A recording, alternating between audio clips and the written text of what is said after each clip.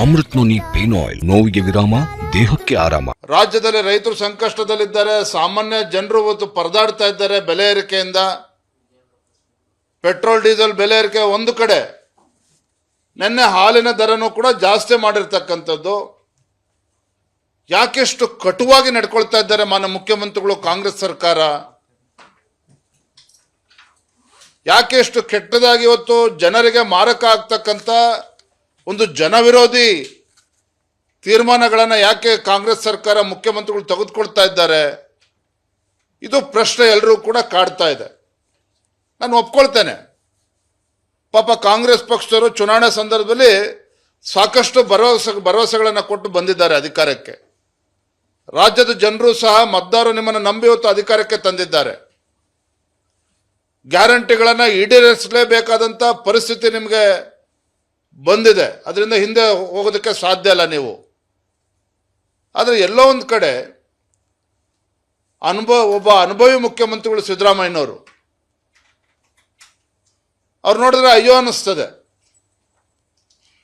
ಯಾಕೆ ಅಂತ ಹೇಳಿದ್ರೆ ಒಂದು ಕಡೆ ಶಾಸಕರ ಒತ್ತಡ, ವಿರೋಧ ಪಕ್ಷ ಶಾಸಕರಲ್ಲ, ಆಡಳಿತ ಪಕ್ಷದ ಶಾಸಕರ ಒಂದು ಒತ್ತಡ ಜಾಸ್ತಿ ಆಗ್ತದೆ ಮುಖ್ಯಮಂತ್ರಿಗಳಿಗೆ. ಕುಂತಲ್ಲಿ ನಿಂತಲ್ಲಿ ಆಡಳಿತ ಪಕ್ಷದ ಶಾಸಕರು, ನಾಡಗೌಡರಿಂದ ಹಿಡಿದು ಅನೇಕ ಜನ ಶಾಸಕರು ಈ ರಾಜ್ಯದಲ್ಲಿ ಕಾಂಗ್ರೆಸ್ ಸರ್ಕಾರ ಬಂದ ಮೇಲೆ ತಮ್ಮದೇ ಸರ್ಕಾರ ಇದೆ, ತಮ್ಮದೇ ಮುಖ್ಯಮಂತ್ರಿಗಳು. ಆದರೆ ತಮ್ಮ ಸ್ವಕ್ಷೇತ್ರದಲ್ಲಿ ಶಾಸಕರು ತಲೆ ಎತ್ಕೊಂಡು ಓಡಾಡೋದಕ್ಕೆ ನಮಗೆ ಸಾಧ್ಯ ಆಗ್ತಾ ಇಲ್ಲ. ಜನರಿಗೆ ಉತ್ತರ ಕೊಡೋದಕ್ಕೆ ಕಷ್ಟ ಆಗ್ತಾ ಇದೆ. ಒಂದು ರಸ್ತೆ ಅಭಿವೃದ್ಧಿ ಮಾಡೋದಕ್ಕಾಗ್ತಾ ಇಲ್ಲ, ಶಾಲಾ ಕಟ್ಟಡಗಳು ಕಟ್ಟೋದಕ್ಕಾಗ್ತಾ ಇಲ್ಲ, ಆಸ್ಪತ್ರೆಗಳು ತರೋದಕ್ಕಾಗ್ತಾ ಇಲ್ಲ. ಜನರಿಗೆ ಉತ್ತರ ನೀಡಬೇಕಾಗಿರ್ತಕ್ಕಂಥ ಶಾಸಕರುಗಳು, ಜನಪ್ರತಿನಿಧಿಗಳು ಜನರಿಂದ ಓಡಿ ಹೋಗ್ತಕ್ಕಂಥ ಪರಿಸ್ಥಿತಿ ನಿರ್ಮಾಣ ಆಗಿದೆ. ಹಾಗಾಗಿ ಮುಖ್ಯಮಂತ್ರಿಗಳ ಮೇಲೆ ಒತ್ತಡ ಆಗ್ತಾ ಇದ್ದಾರೆ. ಅಭಿವೃದ್ಧಿಗೆ ಹಣ ಕೊಡಿ, ಅನುದಾನವನ್ನು ಬಿಡುಗಡೆ ಮಾಡಿ. ಈ ಒತ್ತಡದಲ್ಲೂ ಕೂಡ ಮಾನ್ಯ ಮುಖ್ಯಮಂತ್ರಿಗಳು ಇದ್ದಾರೆ, ನಾವು ಒಪ್ಕೊಳ್ತೇನೆ.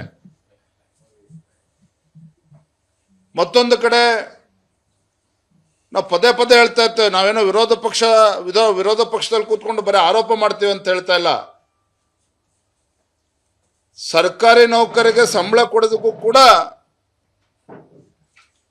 ಕಷ್ಟ ಆಗ್ತದೆ ಅಂತ ಒಂದು ಪರಿಸ್ಥಿತಿ ಈಗಾಗಲೇ ರಾಜ್ಯದಲ್ಲಿ ನಿರ್ಮಾಣ ಆಗಿದೆ.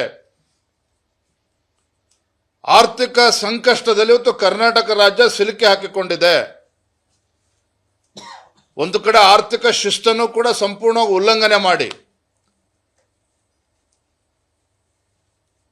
ಇವತ್ತು ಸರ್ಕಾರಕ್ಕೆ ಹಣವನ್ನು ಕ್ರೋಢೀಕರಿಸಬೇಕು ಅಂತೇಳಿ ಎಲ್ಲ ಮೂಲಗಳಿಂದನೂ ಕೂಡ ಹಣ ಜೋಡಿಸ್ತಕ್ಕಂಥ ಪ್ರಯತ್ನ ರಾಜ್ಯ ಸರ್ಕಾರ, ಮಾನ್ಯ ಮುಖ್ಯಮಂತ್ರಿಗಳು ಮಾಡ್ತಾ ಇದ್ದಾರೆ. ನಾವು ಸಲಹಿದ ಕೈಗಳು ನಮ್ಮ ನೋವಿಗೆ ಸ್ಪಂದಿಸಿದಾಗ ಆಗುವ ಸಂತೋಷ. ಅಮೃತ್ ನೋನಿ ಪೇನ್ ಆಯಿಲ್, ನೋವಿಗೆ ವಿರಾಮ, ದೇಹಕ್ಕೆ ಆರಾಮ. ರಾಜ್ಯದಲ್ಲಿ ಅಭಿವೃದ್ಧಿ ಮಾಡೋದಕ್ಕೆ ಸಾಧ್ಯ ಆಗ್ತಾ ಇಲ್ಲ, ಶಾಸಕರ ಕ್ಷೇತ್ರಕ್ಕೆ ಅನುದಾನ ಕೊಡೋದಕ್ಕೆ ಸಾಧ್ಯ ಆಗ್ತಾ ಇಲ್ಲ. ಹಾಗಾಗಿ ಇವತ್ತು ಪೆಟ್ರೋಲ್ ಡೀಸೆಲ್ ಮೇಲೂ ರೇಟ್ ಜಾಸ್ತಿ ಮಾಡಿದ್ರು. ನಾವು ಬಿಜೆಪಿ ನಿರಂತರವಾಗಿ ಹೋರಾಟ ಮಾಡ್ತಾ ಇದ್ದೇವೆ, ಅದರ ಪೆಟ್ರೋಲ್ ಮತ್ತು ಡೀಸೆಲ್ ದರವನ್ನು ಕಡಿಮೆ ಮಾಡಬೇಕು ಅನ್ನೋದನ್ನ. ಈಗಾಗಲೇ ನಿನ್ನೆ ದಿನ ಹಾಲಿನ ದರ ಜಾಸ್ತಿ ಮಾಡಿರ್ತಕ್ಕಂಥದ್ದು. ಮುಂದಿನ ವಾರದಲ್ಲಿ ಬಹುಶಃ ಬಸ್ ಪ್ರಯಾಣವೂ ಕೂಡ ದುಬಾರಿ ಆಗೇ ಆಗ್ತದೆ. ಒಟ್ಟಾರೆಯಾಗಿ ಹೇಳೋದಾದ್ರೆ ರಾಜ್ಯದಲ್ಲಿ ಇವತ್ತು ಕಾಂಗ್ರೆಸ್ ಸರ್ಕಾರ, ಒಬ್ಬ ಅನುಭವಿ ಮುಖ್ಯಮಂತ್ರಿಗಳು ಸಿದ್ದರಾಮಯ್ಯನವರು ಇದ್ದರೂ ಸಹ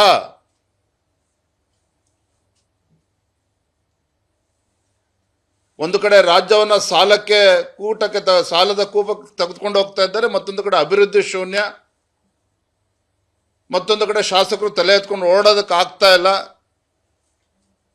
ಈ ಒಂದು ನಿಷ್ಠುರವಾಗಿ ತೆಗೆದುಕೊಳ್ತಾ ಇರ್ತಕ್ಕಂಥ ಬೆಲೆ ಏರಿಕೆಯ ನಿರ್ಧಾರಗಳು ರಾಜ್ಯದ ಜನರಿಗೆ ಒಂದು ರೀತಿ ಕಾಂಗ್ರೆಸ್ ಸರ್ಕಾರ ಶಾಪವಾಗಿ ಪರಿಣಮಿಸಿದೆ ಅನ್ನೋದನ್ನ ನಾನು ಈ ಸಂದರ್ಭದಲ್ಲಿ ಹೇಳೋದಕ್ಕೆ ಇಚ್ಛೆ ಪಡ್ತೇನೆ. ಅನುಕ್ಷಣದ ಸುದ್ದಿಗಳಿಗಾಗಿ ವಿಸ್ತಾರ ನ್ಯೂಸ್ ಯೂಟ್ಯೂಬ್ ಚಾನೆಲ್ ಸಬ್ಸ್ಕ್ರೈಬ್ ಮಾಡಿ. ಹೊಸ ಸುದ್ದಿಗಳ ನೋಟಿಫಿಕೇಶನ್ಗಾಗಿ ಬೆಲ್ ಐಕಾನ್ ಕ್ಲಿಕ್ ಮಾಡಿ.